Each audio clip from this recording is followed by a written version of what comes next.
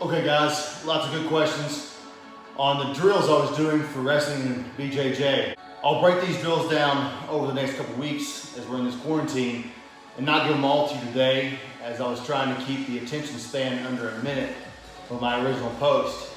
But I had enough questions about wanting to see the full drills. So let's start with the basic one I was doing. You saw me doing a lot and different variations of it. And it's the normal, fundamental, have to have it, use it all the time, Brazilian Jiu-Jitsu bridge. This one is to actually get someone off your hips. So if it was mount, if it was cross-side, these both work to get that power bridge up, get the person off you. The key to it is different things you can do with the feet, but at least one leg, your driving leg, has to be at the direction you're going. So I'm gonna go to my right over here. Left leg's just gonna post up. So for my people on the right here, it looks like this. I'm just posting it out, getting it close to me, getting that driving leg ready to drive. Now I'm looking to my right. You have to look where you're going. You absolutely have to look where you're going. This is key. I can't say that enough. I can't focus on that enough. You will not go where you're gonna want to go if you do not look. You have to look into it.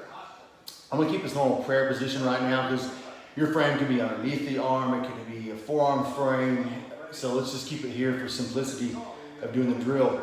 I'm going to look and begin my bridge up to where I be on my forehead. And then the drill continues on to come all the way over to all fours as if you were coming up on somebody from mount in a nice closed position. Other drill that I was asked a lot about, and while this is a little bit more advanced in my opinion, I'm going to do it.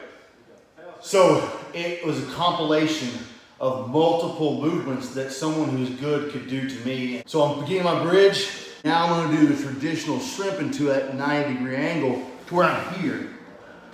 At this point, my partner has come past me, like they did a leg drag or a toreando, or in this case, I couldn't get away and they're adapting, right? They're stepping to north-south, maybe they're going to do a long step over to the other side, whatever. I'm here, they're getting past me. Well, as this happens, I want to get myself square back up, but I'm not going to make it square to here. They're going to be up my north-south, so I want to set myself up in a good position. So this toe comes out to do a reverse shrimp, which is what I was doing. Let me scoot down for you all. So that reverse shrimp looks like this. I'm reversing the shrimp and getting myself square with them. And then at an angle, I was doing this drill. One leg comes over the other. John Danner is big on this, and Samuel Braga does it, but you can watch any of those videos to see that. But I have a frame here. I am going to come up at an angle on them, right? You can't just come straight through. I mean, Samuel Braga can, but not everybody can do that because they can't get themselves underneath someone. So here's the frame, right? One leg's coming up. I'm rotating on my shoulder. It's going to touch. And I'm repositioning myself in front of them to either sit up, do a butterfly, re-guard, could end up in a half guard position, something along those lines. For wrestling, to make it simple, I'm gonna give you a very simple one. I was doing some high crotch movements in there for one. Again, I will practice this way a lot of times. Yes, I will go faster and shuck and do a bunch of things and work on it and go, but right now, I'm working, I see that arm rotating in, my mind, I'm imagining that. I'm lowering the level, champion step, right? Just a small turn, it's not straight on, small turn. Pulling, reaching, chest is open to clear this arm, whatever it could be, because there's multiple clears you could do. Stepping through, barely touches, coming up and driving. This one is what my wrestling coach calls a swisher. It's a strong move once you get it down. It can be done a lot of ways. I can fake and do it, lower my level and fake. I can grab head and arm or wrist. I could shuck, lots of ways. Here I'm just gonna do a fake. So I faked, they went for it. I'm shooting kind of an open step still, right? Not straight on, turn in, open step. I'm reaching that heel because I'm actually connecting between my shoulder and my head right here in the trap area. That can be just below the knee. It can be above the knee, but he's found, and I find what he says, below the knee is very, very strong. It's very difficult to defend.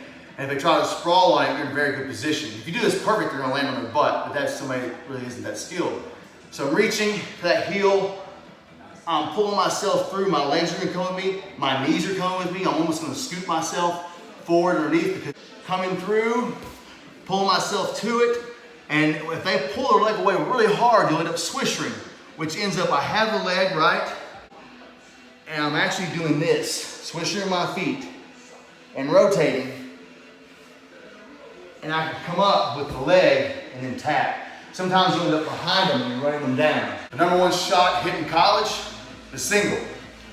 Lots of ways to do that single, but this is a great way to do it. So this is a straight single, technically, into that swisher. Very strong. I hope you enjoy these techniques. I'll come back with the rest of the drills I was doing as in the coming weeks that we're in this quarantine. Have a great day. God bless.